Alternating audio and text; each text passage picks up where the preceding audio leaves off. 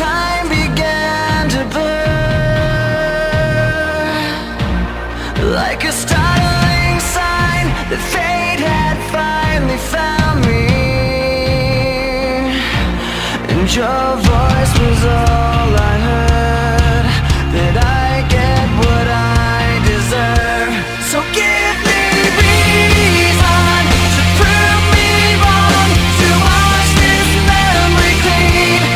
Let the thoughts cross the distance in your eyes.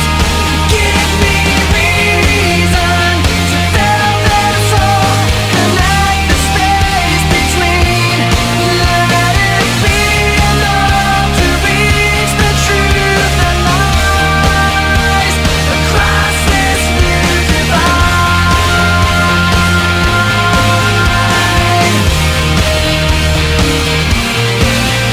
There was nothing in sight but memories left abandoned. There was nowhere to hide, the ashes fell like snow. First up is the chassis, which is the case that forms the outside of the PC. The size of the chassis is determined by what is inside it. Back to that car analogy, just as a sports car is different from a sports utility vehicle, depending on what the computer is designed for, it may have components that vary significantly from another computer. Inside the chassis is the motherboard. A motherboard is the central printed circuit board in many modern computers and holds many of the crucial components of the system while providing connectors for other peripherals. The microprocessor is probably the most important part of the computer. Sometimes you'll hear it called the CPU, which stands for Central Processing Unit. The processor is like the brain of the computer. This is where most of the calculations required to make the computer, well, compute, happen. Without this component, it would just be a box that generates heat.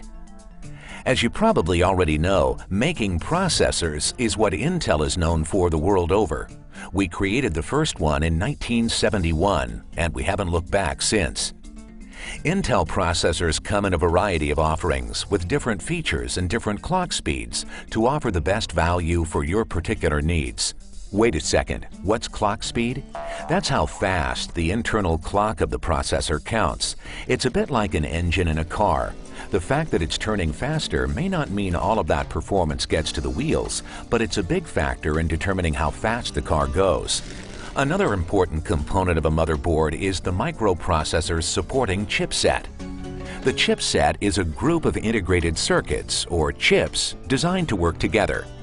It controls communications between the processor and external devices and plays a crucial role in determining system performance.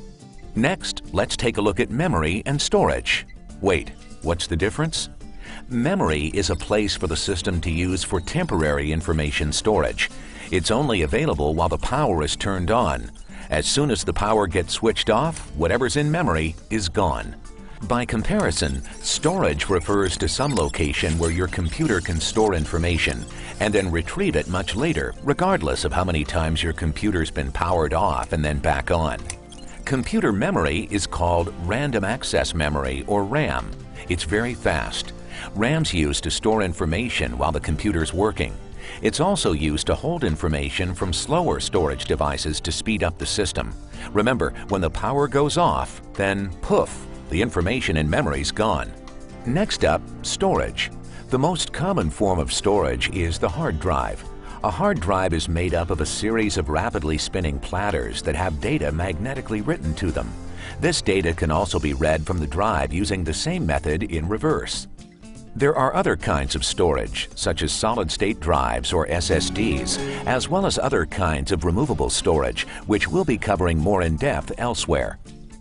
Optical drives such as CD or DVD drives are very common and provide a convenient way to play music, movies, or other types of media. Next up, the graphics, or as it's sometimes called, the video card, provides a way to view the information from the computer.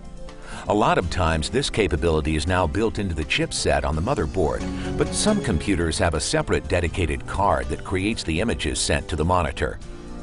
There are a lot of other components inside the typical computer, but these are the core ones that nearly every machine has, and they work together to help you get things done. 121 guns, lay down your arms, give up the fight. 121 guns, throw up your arms into the sky, you and I.